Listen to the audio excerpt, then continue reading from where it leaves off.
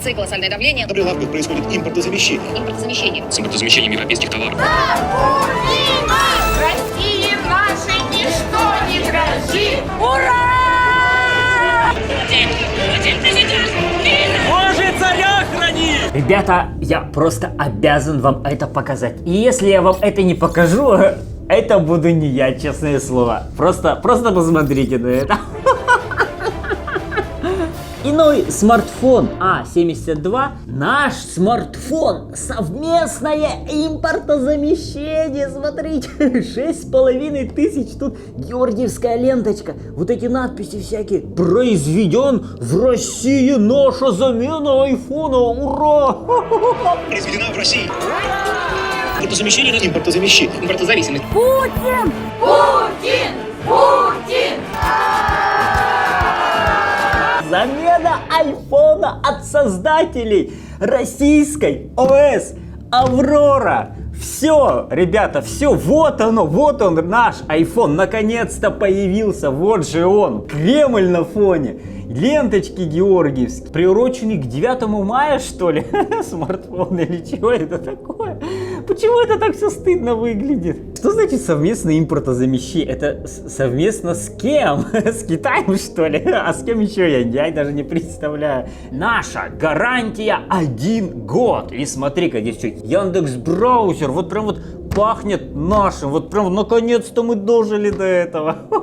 Смотрите, что они еще предлагают. Мощный процессор Tiger T310. Ну, блин, не Байкал, да, конечно, но все же оперативная память 2 гигабайта. Аккумулятор 5000 мАч, экран 651, закаленное стекло IPS. Обычно экран IPS, а не стекло. Это странно, ну ладно. Поддержка новейших технологий. Это целая отдельная характеристика. Новейшая технология. Лазерный датчик, 4 камеры. Поддержка 2 сим-карт, Bluetooth, NFC, Wi-Fi. Все, это победа. Единственное импортозамещение достойного уровня. Замена айфона от создателей российской ОС Аврор. Но что-то как-то по оболочке, судя, там не Аврора стоит. Да, так что, может там что-то в описании у них написано? Смартфон иной разработан в России с вниманием к деталям. Он с легкостью заменит ставший уже неактуальным американское яблоко. Иной обладает оперативной памятью 2 гига, встроенной хранилище на 32. Боже, если это какой-то переделанный китаец, то какого он года? 2005-го, что ли? А что, неужто это совершил? Вот этот вот тот самый момент произошел. Ура! В России разрешили параллельный импорт. Параллельный импорт. Путин! Путин! Путин! Это Россия! Мы не собираемся предавать нашего президента. Мы за рубли. Вот каким бы прорывным и инновационным не был этот смартфон, тем более это модель 22 года, но она максимально похожа на iPhone. И зачем мне это? Зачем обычному человеку это? Зачем брать что-то сомнительное, похожее на iPhone, но заведомо хуже, когда я могу взять настоящий iPhone и не за какие-то там, знаете, заоблачные суммы там от 100 тысяч, и не в кредит, а по подписке вон от 1500 в месяц. Хотели бы вы тоже пользоваться айфоном вот за эти вот деньги? Это не кредит и не рассрочка у банка, которая всегда невыгодны, а именно подписка на iPhone. Так же, как и делают это уже много лет там в Европе и в Штатах. Да, в Россию наконец-таки это пришло. И впервые эта уникальная возможность появилась в сервисе Pedant Market. У них можно взять по подписке iPhone от 1500 в месяц. Зачем вот мне платить 100 тысяч там, а потом еще через год сливать его за полцены и еще раз покупать новую модель, когда я могу вообще не париться, принести свой старый iPhone, сдать его в Pedant Market и тут же получить более свежий и платить за подписку там 2500, а потом еще и через год его обновить на новую модель, даже не меняя сумму подписки. можно решить сразу две проблемы. Не платить сразу вот эти вот огромные суммы и не заморачиваться потом с продажей надоевшей модели. Педант — это, кстати, сеть сервисных центров, которыми я и сам пользовался. У них есть свой маркет, где можно продать смартфон или приобрести другой по трейд-ину. Тем более есть выбор от 7 до 14 Pro Max. Это, считай, все самые актуальные модели. Ну чё, как вам идея взять iPhone в подписку и платить только за его использование? Если понравилось, переходи по ссылке в описании и узнай, сколько стоит понравившийся тебе iPhone по подписке от Pedant Market. Заказывали 32 память для ребенка, а получили 27. Тел легкий очень, при одном ударе разобьется. Советую это тело не брать. Понимаете, да, кто это писал? Это iPhone? Добрый день, это смартфон Inoi A72. Устройство работает под управлением андроида. В мае же еще, смотри, комменты оставили. То есть человек, вот эта Анастасия, ну, она не видит разницы. Какой чехол подойдет к нему? Подойдет от айфона. Добрый день, к сожалению, в настоящий момент продажи не предусмотрены аксессуары для данного смартфона. Ну что ж, все-таки наша техника, она требует времени. Чехлы для нее китайцы должны научиться сделать потом, но они обязательно их сделают. Вечер добрый, сегодня я получил телефон и не работает. Почему? Да, ну бывает, ничего страшного, у всех такое бывает, это абсолютно нормально. Вся техника ломается. Здравствуйте, можно ли скачать на телефон приложение Сбербанка? Добрый день, приложение можно скачать. Отличный вопрос, конечно, да, прям просто вот. Понимаете, то, что тут аудитория пользуется вот этим смартфоном, она такая очень своеобразная. Здравствуйте, АКБ съемный или нет? Добрый день, смартфон Inoi A72 имеет съемный аккумулятор. Чё? Съемный нахрен? Что? Слушай, я ошибался насчет это 15-го года, это 2005 может быть. Ну ладно, может даже 2010. Аккумулятор съемный. Вот эти все отзывы я брал не именно с этого товара, а, наверное, пособирал со всех иных, которые есть на Wildberries. Ну, собственно, аудитория у него вот такая вот. Ну, чё, давайте заказывать. Мне не жалко вражескую аппаратуру. Нам американская продукция. Ну правильно, вот так вот. Вообще. Айфончики полетели. Вот вам. Вот оно то самое. Импортозамещение, совместное импортозамещение. А чё, где на нем этот флаг российский? Где эти георгиевские ленточки? Коробка, кстати, смотри. Нифига себе, обычная коробка вот в 2 раза меньше бывает. Все вообще написано на всевозможных языках, и русский только вот отдельным шильдиком идет. Произведено в Китае, производитель Inoi Limited, Ванчай, Гонконг. Наше совместное импортозамещение. Видишь, слушай, теперь даже это к ним не докопаться. Почему-то написано модель A170, а тут Inoi A72. А не какая-то ли это китайская переделка случайно? Надо сейчас поискать на Алиэкспрессе A170 какой-нибудь смартфончик. Там, наверное, будет вот это, вот только вот без шильдика Inoi. Я не удивлюсь, если так будет. О, смотри, как стиль. Вот это стиль. Блок питания какой, а? Фиолетового цвета вообще-то. Ну, по факту обычный китайский, просто фиолетового 2-амперный вообще-то. О, слушай, чехол чистый, в отличие от тоже российской Аи. Чехол чистый, вот тут прям не докопаешься. Прям вот видно, что новая вещь. С Аей даже не сравнится. О, просто стекло, алмаз. Тут пластик, фигура, тут камеры. О, камеры торчат, жесть, как ты только глянь. О, смотри, как камера жестко выпирает, блок выпирает, сами камеры. О, там чуть ли не наполовину корпуса. О, да. Длинный. Он, как и коробка, он тоже такой вытянутый, длинный. О, ну судя по вибрации, тут так себе наполнение, очень так себе.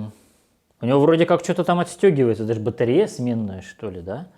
Просто цельнейшая целочка. Еще вот она, импортозамещение. Здравствуйте. Так, здесь уже наклеена пленка. Пленка вот под этот гульфик идет. Хорошо, хорошо. Динамик, слушай, прям вот здесь в щелочку сделан. Очень хорошо. Ну, по ощущению какой-то он дешевый. Боже мой, у него такой ужасный подбородок. Пока он проверяется, посмотрим, что там идет в комплекте. Да это точно Apple, ты глянь. Это наклеечки.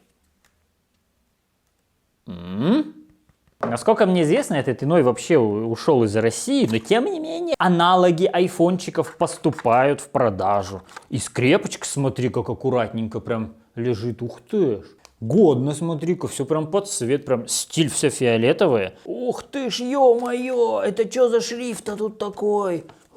Если ты купишь его бабушке, то можешь попрощаться с ее глазами. Вам вообще что-то видно? Вам же ничего не видно. Вы ничего здесь и не увидите на камеру. Тут надо с микроскопом просто это все читать. А как так? Казалось бы, вот импортозамещение, но на всех языках все есть. Может, ко мне попала какая-то, не знаю, импортная версия. А наш-то он там прям с российским флагом весь такой. Сервисы Google. Установить местоположение, да, конечно. Отправить американцам все про нас. Чтобы пользоваться нашим совместно импортозамещенным смартфоном, надо войти в американский аккаунт для начала. А чё, а где всякие вылазящие окна, типа, ну, установи это, установи, где Рустор, где все вообще? Тут нет никакого Рустора, в смысле, как так? Я купил российский смартфон, тут вообще ничего нет, тут просто Android. В смысле, вы чё? Вы просто бились в припадке победобесия? И чё, и где все вот это вот? Оператива 4 гига, 11 Android. Активируйте свой телефон, чтобы у тебя была гарантия. Ух ты, прикинь, а на нем, наверное, надо сейчас на госуслугах зарегистрироваться, чтобы телефон активировать. WhatsApp, Skype, не, ничего. Netflix есть, камон, какой Netflix, вы чё, это же импортозамещение, вы что? Прозападный какой-то вообще смартфон. Что-то, мне кажется, кинули с этим импортозамещением. Не, может, конечно, все за этой вот иконочкой прячется. Иной. Что там у нас? А, это магазин для аксессуаров просто. И все, это все приложение? Я, конечно, сейчас попробую его обновить, но что-то не знаю, вряд ли мне придет там обновление с каким-нибудь там Рустором, какими-нибудь нашими отечественными приложениями. Вышел же вот недавно этот закон, что надо устанавливать все эти приложухи. В обязательном порядке, даже типа Apple обязали это делать, ну что-то. И вот оно. Тут Аврора должна стоять, тут должно стоять вообще все. Нифига нету, просто смартфон. Вот, собранный в Китае, вы чё? Импортозаместители. Вы вносите какую-то черноту, какое-то уродство в этот мир. Я буду тоже голодать за Путина. Америка, что вы творите?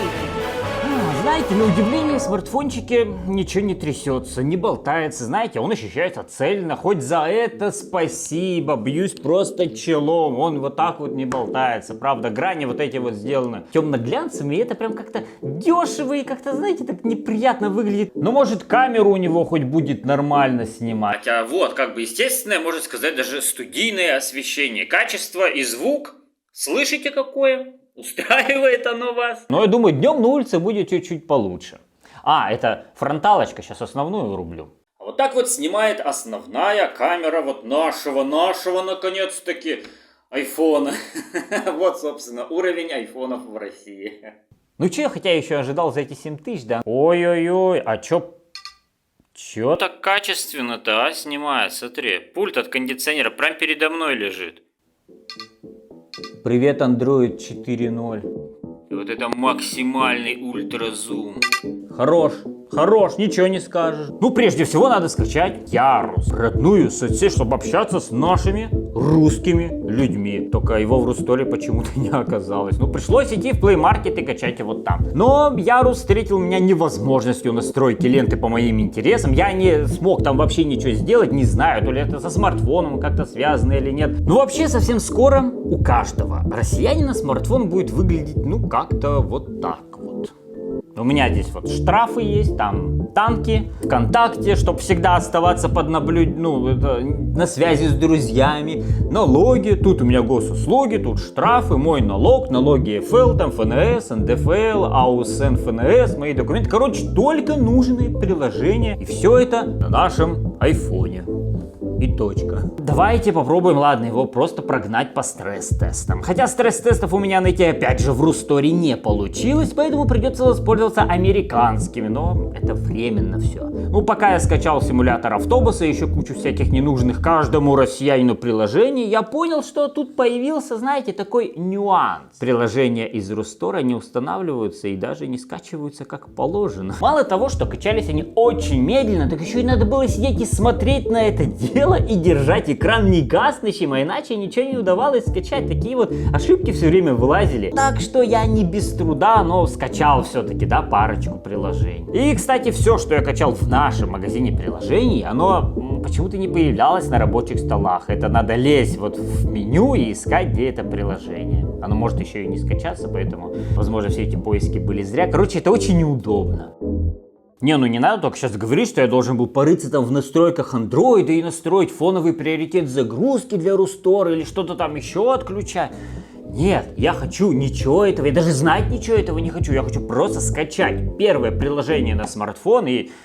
Это же, блин, это массовый продукт, он должен быть для каждого, а не для гиков, которые там где-то шарятся в настройках. Особенно после комментариев, что мы с вами видели, те люди никогда ни в чем не будут разбираться. Ну и так, судя по цене смартфона, у него явно есть какой-то нюанс. Я подозреваю, что процессор тут очень слабый. И для проверки его стабильности я настроил на полчаса и запустил GPU Throttling тест. И, да, такого я еще ни разу не видел. Вот чтобы так вот все сходу было плохо. Блин, он хоть бы поработал для приличия 5 минут. Но, знаете, по истечении получаса мы видим вот такой вот результат. Производительность не падала меньше 50%, а это уже хорошо. Antutu изрядно фризил и показал 204 тысячи очков. Хотя в интернете врут. Американцы, да, пишут, что он набирает всего 181, а результаты теста Geekbench перед вами. Не знаю, кому-то они могут быть интересны. Так что давайте перейдем вот от этих всех никчемных и ничего вообще не значащих тестов к настоящей проверке. К играм.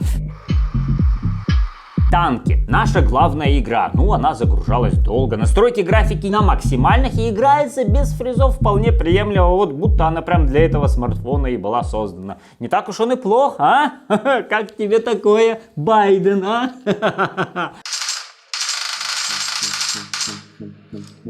Ну а когда я зашел в PUBG, ну тут я даже не знаю, как это ультра качество можно комментировать. Это смартфон экономит ресурсы на самом деле, чтобы сохранить заряд. Так и задумано было, да. И вроде бы смартфон не на Байкале, и в нем не Аврора стоит. Ну, блин, ну настолько схематичные графики я еще не видел. Причем, если тротлинг тест он прошел не так и плохо, как ожидалось, то тут фрезы прям ощущались куда хлеще. Они прям каждые несколько секунд были и... ну, как-то так. Одни текстурки камней и воды чего стоят. И облаков. Но на самом деле все это создано для того, чтобы не тратить ресурсы смартфона на какие-то там, ну, бессмысленные игры. Это чтобы ты делом занимался, там, на завод шел. Вот для чего. Ну, все продумано до мелочей. Не, может быть, конечно, все дело в том, что я скачал не все ультрапаки хороших текстур и хаю сейчас наш смартфон ни за что, да? Но я потом все-таки скачал все возможные паки всех текстур и звуков и снова запустил каточку, но, как видите, на результат это никак не повлияло. Этот дом просто идеально показывает мощь импортозамещения и слабости доллара. Ведь эта игра делалась за доллары. И, видать, ну, не хватило их-то, чтобы сделать нормально, сделать так же хорошо, как и этот смартфон. Он ничего не трясется даже, не хрустит, не то что в этих ваших айфонах.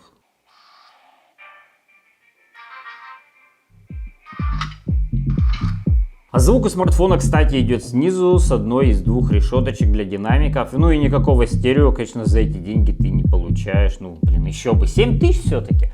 Смартфон, на который нереально снимать, в нем нереально играть, в нем можно, да, конечно, сидеть в мессенджерах, там в телеге, тиктоке даже смотреть, да, но для этого всего я могу купить, наверное, что-то подешевле, да. Какой вообще смысл был вот это вот бить себя в грудь, кричать «вот оно наше»?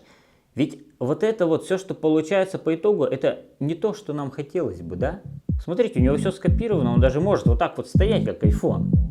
Но у него самое главное не скопировано. Им невозможно пользоваться. Спасибо, ребята, за просмотр. Обязательно подписывайтесь на канал, тут будет еще куча подобного контента. Ну и, конечно, ставьте лайк. Всем пока. Boss ass bitch.